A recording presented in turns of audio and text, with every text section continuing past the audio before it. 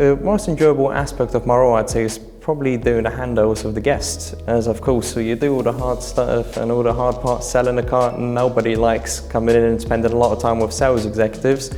But at the end of the day, it's probably the second purchase after you buy a house. So we forget that aspect quite a lot, and you just see people smiling, walking and driving out with their brand new car that some have waited months for. So I think that's what makes me smile at the end of the day as well. World-class guest experience to me, I'd say, is looking after the guests like you wish to be looked after as well. Hence why we call them the guests as well, as we like to see them as a guest in our home instead of just another customer, another number. So of course, we invite a guest to the showroom, go through all the procedures, treat them as almost friends or family. So go away from the stigma of sales people always try to sell, because nowadays we work with brilliant brands. We don't actually have to sell, we just have to look after the guests, and then of course they'll end up buying the product. What gets me up in the morning? I'd say, well, at the end of the day, I enjoy it. As I said, I love working with cars. I love meeting new people, getting to know a lot of different industries at the same time as well. And then, of course, it's not a stagnant job. So you always meet different customers. There's always different problems and different solutions to them as well.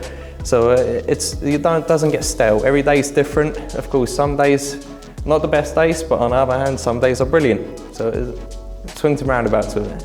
Day in the life of a sales associate is always different. Of course, you walk in the morning, have a cup of coffee, start the day off right, put the batteries in the calculator, and then of course, have a chat with the existing guests, have a chat with new guests, deal with the leads.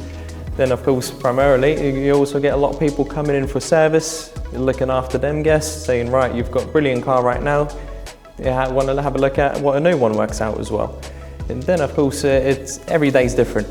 Every day is a little bit busier than the others. Some days are very quiet.